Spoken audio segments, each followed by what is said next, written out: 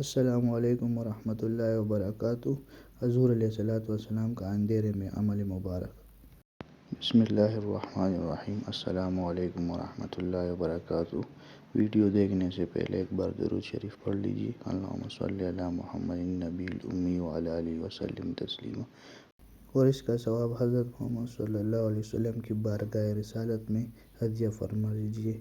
اللہ پاک ہمیں ان کے فیوز و برکات سے نوازے۔ آئیے اپنی ویڈیو کا باقاعدہ آغاز کرتے ہیں۔ السلام علیکم ورحمۃ اللہ وبرکاتہ۔ آج کا ہمارا عنوان ہے حضور علیہ الصلوۃ والسلام کے آندھی کے وقت کا طریقہ مبارکہ۔ حضرت عائشہ رضی اللہ تعالیٰ عنہ فرماتی ہے کہ جب ابر، آندھی وغیرہ ہوتی تھی تو حضور اقدس صلی اللہ علیہ وسلم کے چہرے پر انوار پر اس کا اثر صاف ظاہر ہوتا تھا اور چہرے کا رنگ فاقہ ہو جاتا تھا، اور خوف کی وجہ سے کبھی اندر تشریف لے جاتے تو کبھی باہر تشریف لے آتے اور یہ دعا پڑھا کرتے: اللہم انی اسألک خیرہا و خیر ما فیہا و خیر ما ارسلت بہ و اعوذ بک من شرہا و شر ما فیہا و شر ما ارسلت بہ، جس کا ترجمہ یہ ہے: یا اللہ جل شانہ و امن والہ، اس ہوا کی بھلائی چاہتا ہوں اور جو اس ہوا میں ہو، بارش وغیرہ، اس کی بھی بھلائی چاہتا ہوں، اور جس غرض کے لیے یہ بھیجی گئی اس کی بھلائی چاہتا ہوں۔ یا اللہ جل شانہ و امن والہ، میں اس ہوا کی برائی سے پناہ مانگتا ہوں اور جو چیز اس میں ہے اور جس غرض سے یہ بھیجی گئی اس کی برائی سے پناہ مانگتا ہوں۔ اور جب بارش شروع ہو جاتی تو چہرے پر انوار پر انبساط شروع ہوتا۔ میں نے عرض کیا کہ یا رسول اللہ صلی اللہ علیہ وسلم، تمام لوگ جب ابر دیکھتے ہیں تو خوش ہو جاتے ہیں کہ بارش کے آثار معلوم ہوتے ہیں، مگر آپ پر ایک گرانی محسوس ہوتی ہے۔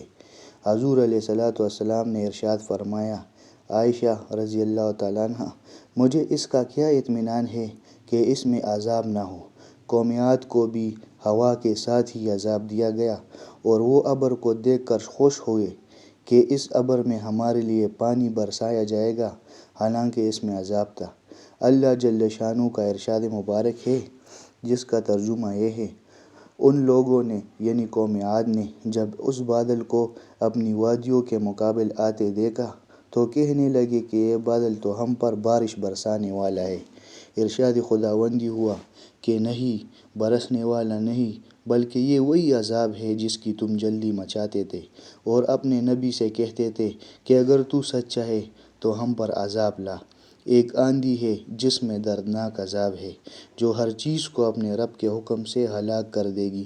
چنانچہ وہ لوگ اس آندھی کی وجہ سے ایسے تباہ و برباد ہو گئے کہ بجز ان کے مکانات کے کچھ نہ دکھلائی دیتا تھا، اور ہم مجرموں کو اسی طرح سزا دیتے ہیں۔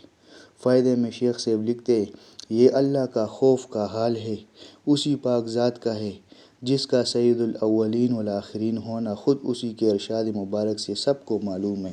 خود کلام پاک میں یہ ارشاد ہے کہ اللہ تعالیٰ ایسا نہ کریں گے کہ ان میں آپ علیہ الصلوۃ والسلام کے ہوتے ہوئے ان کو عذاب دے۔